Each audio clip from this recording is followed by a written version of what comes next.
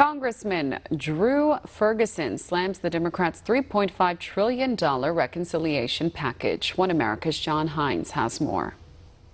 Yes, we're talking here with Congressman Drew Ferguson, who is from the 3rd Congressional District in Georgia. And Congressman, I wanted to read you something. You, of course, are on the Ways and Means Committee, which is involved in writing tax legislation.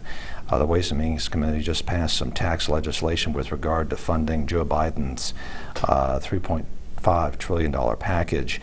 I think you said 3 million. The Joe Biden economic surrender bill will kill 3 million U.S. jobs, force American jobs overseas, and make it better to be a foreign worker than an American one. Expand on that a little bit. What are you talking about there? Sure. When you look at the policies that came out of the Ways and Means Committee that the Biden administration and Nancy Pelosi are pushing, they are going to change radically the international tax code. Prior to the TCJA, we had Tax Cuts and Jobs Act, the tax reform that Republicans in 2017 got across the finish line. That changed the dynamic, and it made it more favorable for companies to locate in America. Prior to that, we had over 4,000 inversions, meaning that corporations left America to go overseas. Since that time, because of the changes in the tax law, we've had exactly 0. What the proposals in the Democrat tax bill will do is that they will make it harder to do business in America. It will cause corporations to, again, offshore their headquarters and their intellectual property, and when that happens, the jobs are going to follow that. So it makes it better to do business in a foreign country than it does here in America.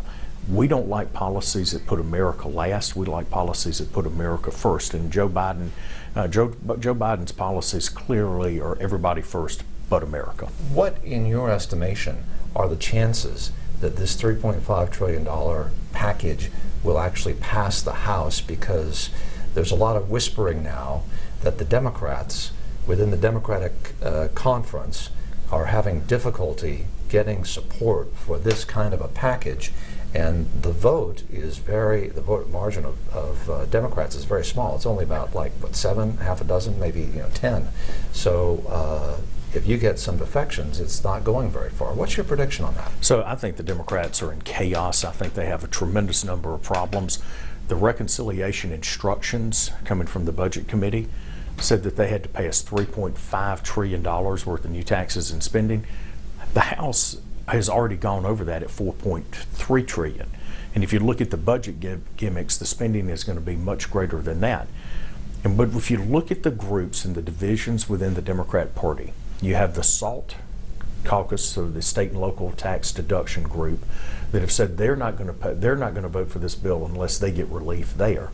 You have the socialists that are trying to push the universal basic income model through a variety of provisions here. And then you have the environmental groups.